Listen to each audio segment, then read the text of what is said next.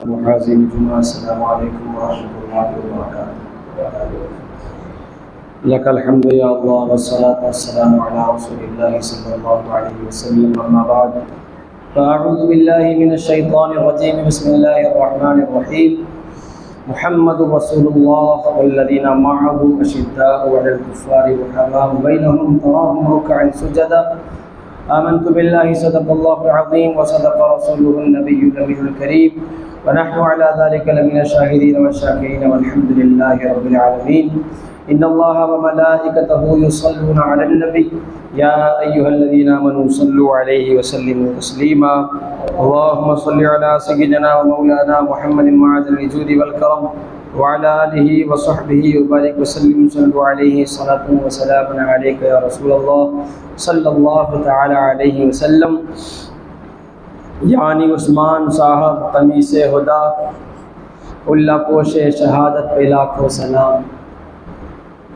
नूर की सरकार से पाया दुशाला नूर का, हो मुबारक तुमको ज़ुन्नरैन जोड़ा नूर का।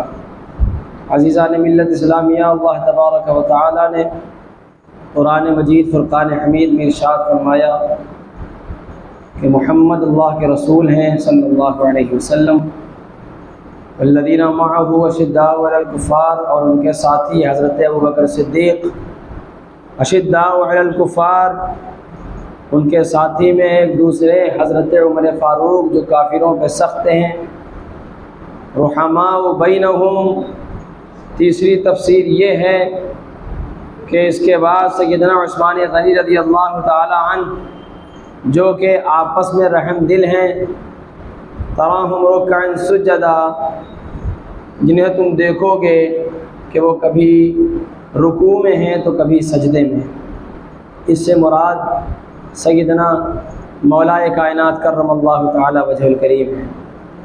देखिए, नस्से कुरान है कि अल्लाह तबारक व तआला ने अपने हबीब पाक सल्लल्लाहु अलैहि वसल्लम की रिसालत का जिक्र किया, उनकी अब्दियत का जिक्र किया, साथ में उसी के फ़ौरन बाद वल्लज़ीना मअहु कह करके इस बात से नस से मुफ़स्सिरीन किराम आपस में जब इसकी तफसीर फरमाते हैं तो इस आयत की तफसीर कुछ इस अंदाज से उभरती है कि वल्लज़ीना मअहु से सय्यदना सिद्दीक़ अकबर की शान और अशिद्दाउ अलल कुफ़्फ़ार से हज़रत उमर फ़ारूक की शान और रुहमाउ बैनहुम से हज़रत उस्मान गनी की शान, तराहुम रुकअन सुजदा से हज़रत अली की शान।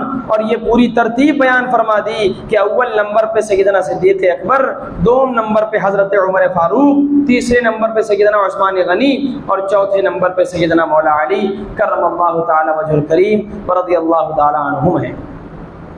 अच्छा, नस्से कुरान से इस बात साबित होती है कि जो तरतीब हम लोग मानते हैं, हम अहले सुन्नत व जमाअत कि जो तरतीब हम मानते हैं उस तरतीब से कई ऐसे अक़वाल और कई ऐसी अहादीस भी मिलती है कि हमारे अक़ीदे को और पुख्तगी मिलती है।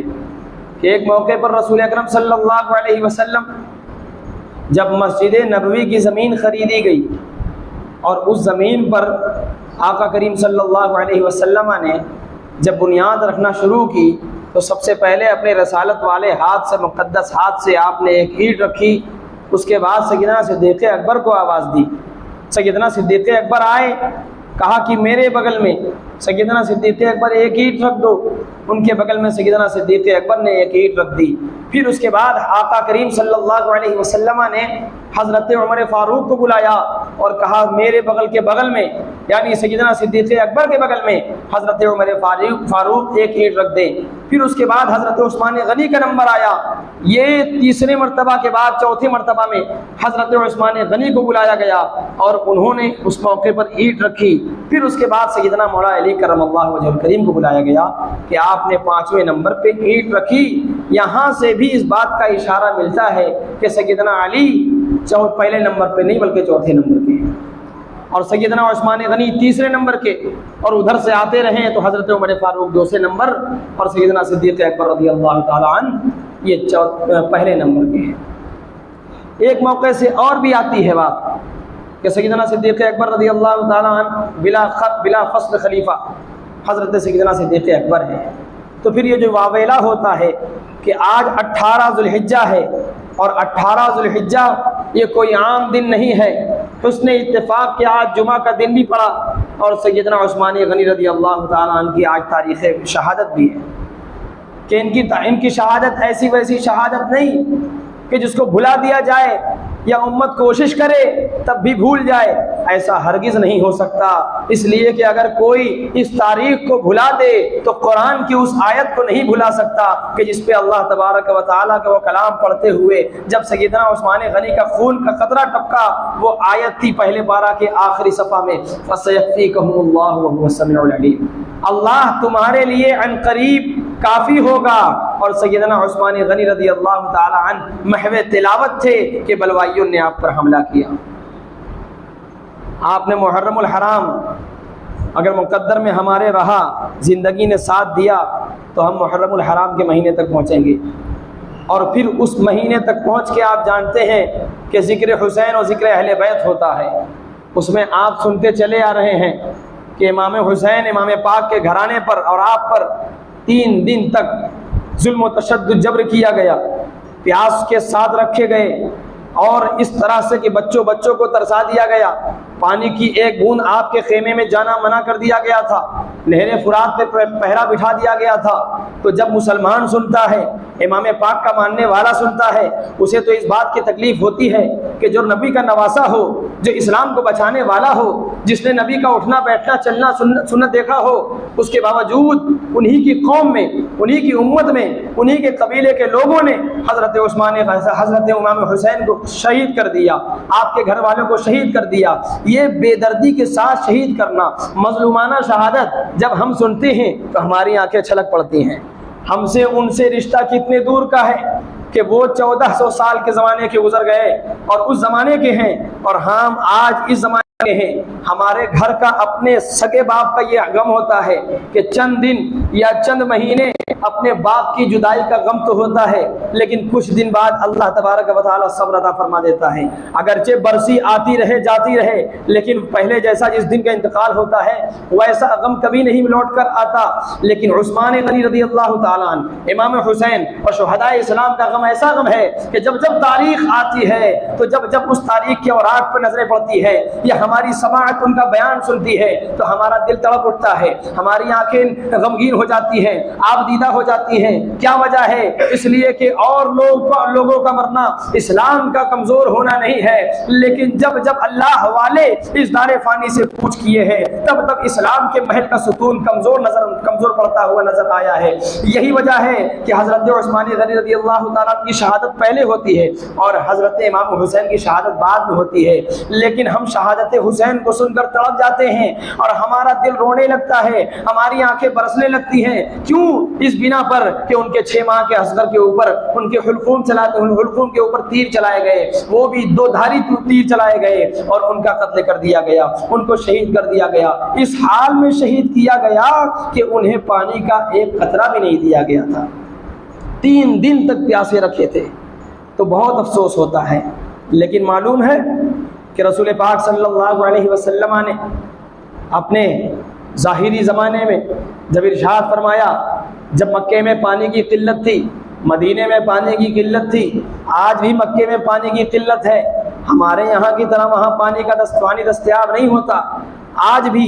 और मदीना शरीफ में जब पानी की किल्लत थी, आका करीम सल्लल्लाहु अलैहि वसल्लम ने खिताब फरमाया और खिताब के दरमियान में कहा, है कोई जो जन्नत में नहरें चाहता है कोई जो जन्नत का नहर का हकदार बनना चाहता है? सहाबा किराम की जमात है। और उसी में हजरत उस्मान गनी ने जब सुन लिया तो जाते हैं कुआं की तरफ। तो कौन कुआं? जिस कुआं का मालिक यहूदी होता है।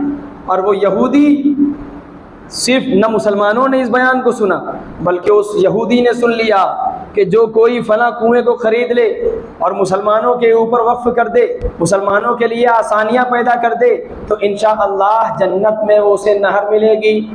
हज़रत उस्मान गनी ने सुना और कुएं की तरफ आपने कदम रंजगी फरमाई और हज़रत उस्मान गनी पहुँचते हैं। आपके साथ साथ आपके पहले ये ऐलान जे जन्नत वाजिब हो जाएगी, जन्नत की नहर मिल जाएगी। कुआं बांटने से, पानी बांटने से जन्नत का मालिक हो जाएगा। हज़रत उस्मान गनी के जाने से पहले यहूदी के कानों तक ये ऐलान पहुंच गया कि मुसलमानों के पैगंबर इस्लाम ने कहा है, आज के इस पुरपतन माहौल में, आज के इस तंगी तशनगी के आलम में अगर कोई पानी वक्फ कर दे तो उसके ऊपर जन्नत वाजिब है, जन्नत की नहर वाजिब है। उसने सुन लिया और समझ लिया कि सहाबा जिनके इशारे पर अपनी जानें कटवाने के लिए तैयार हो जाते हैं, ज़रूर मेरे कुएं को खरीदने के लिए आएंगे। हज़रत उस्मान गनी रज़ी अल्लाह ताला अन्हु कुएं तक पहुँचते हैं और कुएं का मुआयना हर लोगों ने किया था और हर लोग जानता था कि कुएं की कीमत कितनी होगी, 600 या 700 दीनार उस ज़माने में उसकी कीमत थी। जब यहूदी के पास गए, कहा तो कुआं बेचेगा? तो हज़रत उस्मान से वो यहूदी कहता है नहीं बेचूंगा। कहा नहीं बेचेगा, सोच ले, मुँह मांगी रकम दूंगा। हज़रत उस्मान गनी की इस बात से वो इतना मरऊब हुआ कि उसने कहा मुझे वक्त दिया जाए। कहा जा, तुझे एक दिन का वक्त है और तू सोच कर बता कि तू कुआं खोद बेचेगा या नहीं बेचेगा, लेकिन मुँह मांगी रकम दूंगा। इस बात को वो अपने जहन में बिठा चुका था। दूसरे दिन जब फिर हज़रत उस्मान गनी पहुँचे, क्या सोचा? कहा हाँ, मैं चाहता हूँ कि मुझे मुँह मांगी रकम दी जाए। कितना चाहता है? कहा 30,000, जिसकी कीमत 600 दीनार है, आज वो 30,000 दीनार मांग रहा है। हज़रत उस्मान गनी ने कहा ये तो तेरी सोच की औकात है, देख मेरे जेब में मैंने तो 40,000 दीनार ला रखा था कि पैगंबर इस्लाम ने जिसके बारे में फरमा दिया है वो ऐसे सस्ते में मिल जाएगा। मैंने तो अपने मुताबिक, अपने फिक्र के मुताबिक 40,000 का इंतज़ाम किया था कि तू बहुत ज़्यादा उड़ेगा तो 40,000 तक जाएगा, लेकिन मेरी सखावत के आगे, मेरी सखावत के परवास के आगे तेरी लालच की परवास पीछे हो गई है, ले 30,000 दीनार। लेकिन इस शर्त पे बेच रहा हूं कि आज के दिन कुआं मेरा और फिर दूसरे दिन आपका। कहा ठीक है। सैयदना उस्मान गनी ने कहा ठीक है और बैअ शरा हो गई। अब जिस दिन उस्मान गनी की बारी आती है, ऐलान करते हैं जिसको चाहे जो चाहे, चाहे वो मुशरिक हो, यहूदी मुनाफिक हो या मुसलमान हो, जो चाहे इस कुएं से अपने आप को सैराब कर सकता है। तो जब मुसलमानों की बारी होती, सैयदना उस्मान गनी का नंबर आता, उस दिन कबीले के लोग, शहर के लोग डबल पानी इकट्ठा करके रख लेते थे ताकि दूसरे दिन यहूदी से ख़रीदना न पड़ेगा। वो ज़्यादा चतुरा कौआ बन रहा था कि एक दिन मैं बेचूंगा, महंगे में बेचूंगा और ये फ्री में बांट देंगे। तो जैसे ही सैयदना उस्मान गनी ने बांटना शुरू किया और लोगों ने पानी जमा करना शुरू किया, तो जब उसका दिन आता तो कोई उससे ख़रीदने नहीं जाता। तो ये उसने सोचा ये तो देने के लेने पड़ गए। अब ऐसा क्या होगा कि उसने कहा हज़रत उस्मान गनी से कि इसको भी आप ख़रीद लें। हज़रत उस्मान गनी ने उसको भी ख़रीद कर मुसलमानों पर आम वक़्फ़ कर दिया। उसी को आज बीर उस्मान कहते हैं। आज भी बीर उस्मान हुज्जाज किराम ने अगर देखा होगा तो देखा होगा। बीर उस्मान ये कौन है? सैयदना उस्मान गनी, जिन्होंने रसूलुल्लाह सल्लल्लाहु अलैहि वसल्लम के फरमाने पर उस कुएं की कैसी कीमत थी और कितनी कीमत अदा की। लेकिन अल्लाह अकबर, जब प्रोपेगेंडे का शिकार होते हैं मुसलमान तो कितना परेशान हो जाते हैं। ये आज का नहीं है, मुसलमानों उस ज़माने का है कि जब सैयदना उस्मान गनी रज़ी अल्लाह ताला अन्हु खिलाफत पर, मनसब खिलाफत पर फायज हुए थे, तो अब्दुल्ला बिन सबाह की जमात आई थी। ये 300 लोग थे। वहाँ ज़ाहिरी तौर पर 300 लोग, लेकिन हकीकत में ये 3000 थे। मुल्क शाम से आए थे और फिर ये अरब की वादी से आए थे। 3 शहरों से ये लोग आए थे, 3 मुल्कों से। अब्दुल्ला बिन सबाह कौन? ये पक्का मुनाफिक था, इससे यहूदी था और इससे कोई मतलब नहीं था कि वो आए खिलाफत के मनसब पर गुफ्तो शुनीद करे या नब्दो जरह करे, ताना तरेजी करे, नहीं कर सकता। क्यों? ये तो मुसलमान था ही नहीं, लेकिन प्रोपेगेंडा लेकर आया था कि हम मुसलमानों के दरमियान नाइत्तेफाकी पैदा कर देंगे। और इसने वही किया कि मुसलमान जो शियाने अली अपने आप को आशिक अली कहते थे, उनके दरमियान में ये घुसना शुरू किया और दाखिल होकर सैयदना उस्मान गनी रज़ी अल्लाह ताला अन्हु की खिलाफत पर उंगली उठाना शुरू की और कहा कह दो कि उस्मान गनी दस्तबरदार हो जाए खिलाफत से। इस खिलाफत के ज़्यादा हकदार हज़रत अली हैं। इधर हज़रत अली वालों को वरगला दिया, आशिकाने अली, शियाने अली अपने आप को कहते थे, वो खड़े हो गए। अब खारजी और मुनाफिक यहूदी मिल गए। अब दोनों ने इस कदर हंगामा मचाया कि सैयदना उस्मान गनी रज़ी अल्लाह तआला अन्हु पर हमला आवर होने की कोशिश की, लेकिन सैयदना उस्मान गनी जानते थे कि मेरे साथ ये सब होगा। कैसे जानते थे? इसलिए कि जानने वाले पैगंबर ने उन्हें जनाया था कि ऐ उस्मान या हुसैन, ऐ उस्मान, तुम्हें अल्लाह करीब कमीज़ पहनाएगा और उस कमीज़ को लोग बरहम होकर तुमसे छीनेंगे, उतारना चाहेंगे। ऐ उस्मान, कभी तुम उसे उतारना नहीं। वो कमीज़ कैसी थी? वो कमीज़ यही मनसब खिलाफत की थी कि तीसरे नंबर पर आप खलीफतुल मुस्लिमीन होंगे। आप इस कमीज़ को पहनेंगे तो लोग उचारना चाहेंगे, उघेड़ना चाहेंगे, लेकिन आप इसे कभी ना उतारिएगा। सैयदना उस्मान गनी ये जानते थे कि पैगंबर इस्लाम ने कहा था उतारना नहीं, लेकिन ये भी जानते थे अगर मैं इस हाल में न उतारूं तो ये मुझे कत्ल कर देंगे। तो उनको चाहिए था कि खलीफा होने की हैसियत से बहुत सारे लोगों को इकट्ठा करते, अपने सिपाहियों को रखते, उससे जंग करते। लेकिन आप रहम दिल हैं, कुरान ने भी इस बात को नस से साबित हुआ। बड़े नर्म दिल थे आपस में, यहाँ तक कि उनको, चूँकि वो मुसलमान बनकर आए थे मुनाफिक, थे यहूदी, लेकिन मुसलमानों की शक्ल इख्तियार की थी। आपके जहन में ये चल रहा था अगर इनसे जंग की जाएगी तो खाना जंगी हो जाएगी, मुसलमान आपस में लड़ भिड़ जाएंगे, कत्ल गारत गरी होगी। और जो पैगंबर इस्लाम ने कहा था अनकरीब कुर्बे क़यामत हरम में मेंढे ज़बा होंगे, कहीं उस मेंढे कहने के मिज़दाक मैं ना हो जाऊं, इसलिए मैं हरम में कत्ल गारत गरी नहीं करवाना चाहता। मौलाए कायनात ने हसन और हुसैन को पाबंद कर दिया कि आप दरवाजे पर रहेंगे, बलवाइयों ने घेर रखा है। दोनों दरवाजे पर थे और 40 दिन तक आपको महसूर रखा गया, आपके घर में बंद कर दिया गया था। राशन पानी भी आपके घर में दाखिल होने से रोक दिया गया था। हज़रत इमाम हुसैन की शहादत पे रोने वालों, करबला के उस वाक़यात को सुनकर आपका दिल अगर फड़कता है, धड़कता है, तो सुनो खलीफतुल मुस्लिमीन ने कैसे इस्लाम फैलाया कि जानते थे मैं शहीद हो जाऊंगा। 40 दिन तक सैयदना उस्मान गनी रज़ी अल्लाह तआला अन्हु पर पानी बंद कर रखा था। इन बलवाइयों ने 40 दिन तक सैयदना उस्मान गनी रज़ी अल्लाह तआला अन्हु का राशन बंद किया था। आप कैसे अंदाज़ा लगा सकते हैं कि जब आपको बहुत ज़्यादा शिद्दत हुई प्यास की तो आपने अपने बालकनी से आवाज़ लगाई, है कोई मुसलमान तो मुझे पानी पिला दे।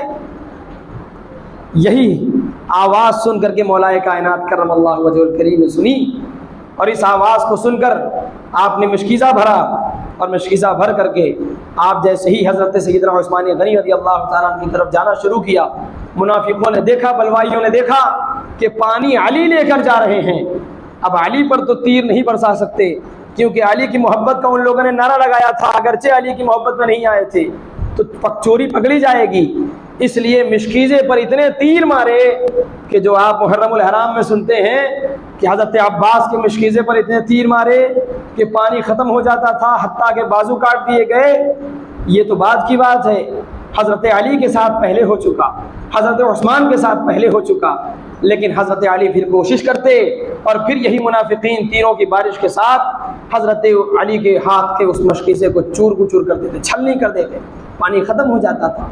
आप समझ चुके कि ये हर मुमकिन कोशिश के साथ भी ये रुकने वाले, बाज आने वाले नहीं हैं। तो अपनी इस बात को कि ए उस्मान, मैंने तुम्हारी आवाज़ को सुना और उस पर लब्बैक कहते हुए पानी का इंतज़ाम तो किया, लेकिन जब मैं मशकीज़ा लेकर आ रहा था तब ये मुनाफिकीन ने तीरों की बारिश करके उसको छलनी कर दिया, पानी को बहा दिया।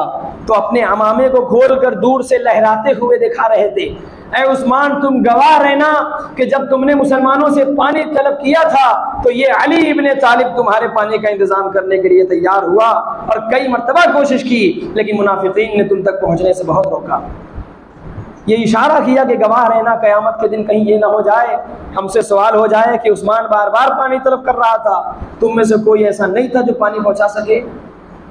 और जंग इसलिए नहीं करते थे, जब कहते हज़रत हुसैन कि हम तलवार निकाल लिया जाए, हज़रत हसन कहते तलवार निकाल ली जाए, डिफेंस किया जाए, तब हज़रत उस्मान मना करते, नहीं, मैं नहीं चाहता कि हरमैन तय्यबैन में ये कत्ल गारत गरी हो और उसका मिज़दाक मैं बनूँ, जैसा कि रसूल पाक ने उस पेंडे के बारे में इरशाद फरमाया था। और यही हज़रत सिद्दीक़ अकबर, हज़रत रसूल अकरम सल्लल्लाहु अलैहि वसल्लम कि आपके बारे में ऐसी बातें फरमाते कि मलाइका भी आपसे हया फरमाते, मलाइका ऐसी हया फरमाते, अल्लाह तबारक व तआला हया फरमाता कि मैं उसको न बख्शूँ, ऐसा नहीं हो सकता। जब तंगी के दिन थे तो रसूलुल्लाह सल्लल्लाहु अलैहि वसल्लम ने जो जो ऐलान फरमाया चंदा के लिए, तामुन के लिए, हज़रत उस्मान गनी सबसे पहले अव्वल खड़े हो जाते। तंगी का दिन ग़ज़वा तबूक था कि जब ग़ज़वा तबूक में बहुत ज़्यादा ज़रूरत थी असलहे की, बहुत ज़्यादा ऊँटों की ज़रूरत थी, पैसे की ज़रूरत थी, राशन खाने पीने की ज़रूरत थी।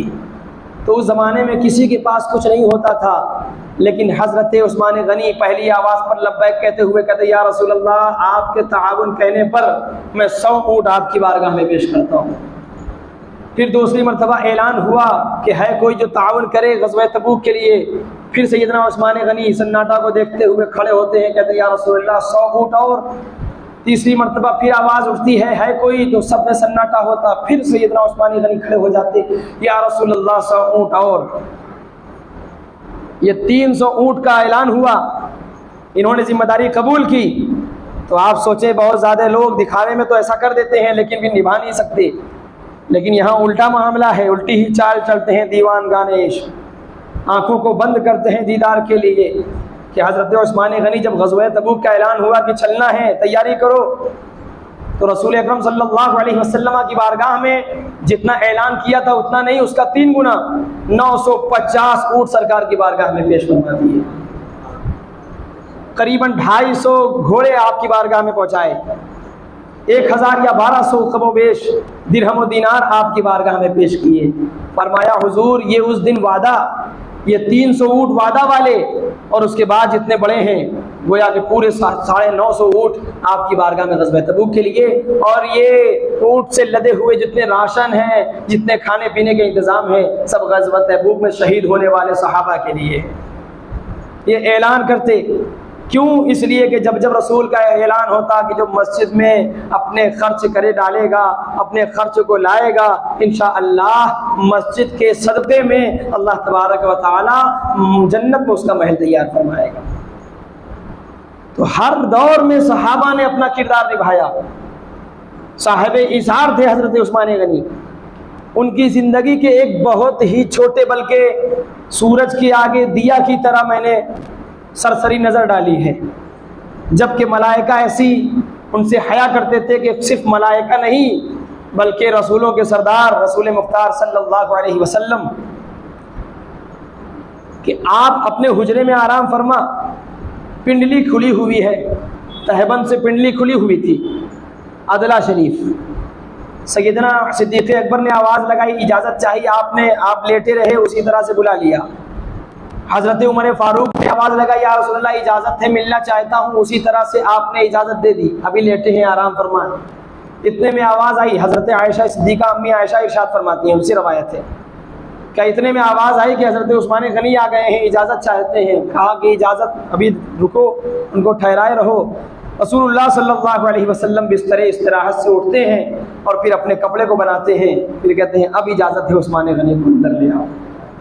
हज़रत आयशा सिद्दीक़ा इस मंजर को मुलाहिज़ा फरमाती हैं, जब मीटिंग ख़त्म होती है, नशिस्त बर्खास्त की हालत में पहुँचती है, तो हज़रत अम्मा आयशा पूछती हैं, या रसूलल्लाह मुझे तजस्सुस है कि मेरे वालिद गिरामी आए तो आप नहीं उठे, हज़रत उमर फ़ारूक आए तो नहीं उठे, सैयदना उस्मान गनी जब इजाज़त चाहिए तो आपने पहले कपड़ा बनाया, उठ के बैठ गए, फिर बुलाया।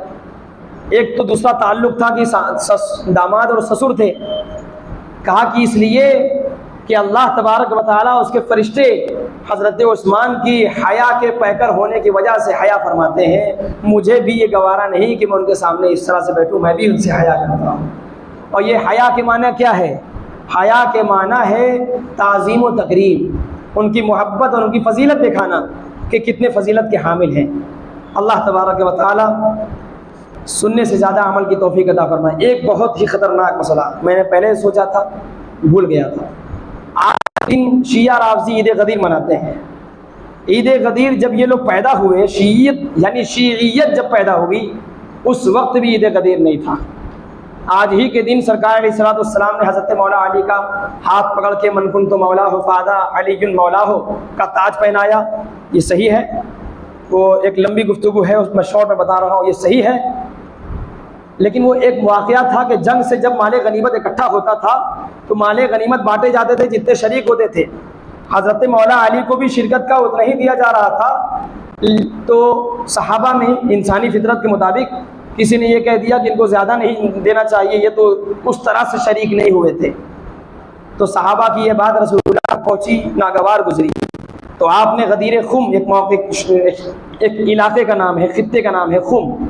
तो गदीर खुम में हज़रत अली कहा मनकुन तो मौला हो फ़हदा अली जो मौला हो, जिसका मैं दोस्त अली उसके दोस्त। अब लोग कहते हैं मौला कहा, जिसका मैं मौला अली उसके मौला। तो जिस तरह से हमारे मौला आका हैं, पैगम्बरों के पैगम्बर हैं, इसी तरह अली हैं। ये शिया और कुछ हमारे बेचारे कमज़ोर सुन्नी जो शिया से मोहब्बत करके दोस्ती कर करके उनके यहाँ खा खा के उन्हीं की तरह हो गए, जो कहते हैं इसका यही मतलब है। और वो डेफिनेशन तैयार करते हैं, कहते हैं नबी ने जो माना इख्तियार किया वो बात की बात है। नबी ने जो लफ्ज़ का इस्तेमाल किया है, उस लफ्ज़ का जो सबसे आला माना होता है, यहाँ पे वो मुराद लिया जाएगा। मैं कहता हूँ तुम्हारी हैसियत क्या है कि नबी के लफ्ज़ इस्तेमाल करने से तुम आला माना इस्तेमाल करो? तुम्हें क्या पता, मौला के माना गुलाम भी होते हैं, मौला के माना ड्राइवर भी होता है, मौला के कई ऐसे माने 40 माना है। तो यहाँ मौला के माना आका या मौला नहीं, बल्कि दोस्त हूँ, हुबदार हूँ। यानी जो मुझसे मोहब्बत करने वाला है वो अली से मोहब्बत करने वाला है, जो अली से मोहब्बत करने वाला है वो मुझसे मोहब्बत करने वाला है। और अली की मोहब्बत जुज़्व ईमान करार दिया गया है। और अल्हम्दुलिल्लाह, खुशा अल्हम्दुलिल्लाह हम सुन्नी बरेलवी मुसलमान कि हम सारे सहाबा को मानते हैं, सारे सहाबा को आदिल मानते हैं। इसी वजह से कि हम बिल्कुल मुहतात हैं, उम्मत वस्त हैं, बीच की उम्मत है, खैर वाली उम्मत है। कि बहुत सारे लोग सैयदना सिद्दीक़ अकबर को मान करके गुमराह हो गए, हज़रत अली को छोड़कर गुमराह हो गए, कुछ हज़रत अली को मान कर गुमराह हो गए और हज़रत सिद्दीक़ अकबर को छोड़कर गुमराह हो गए।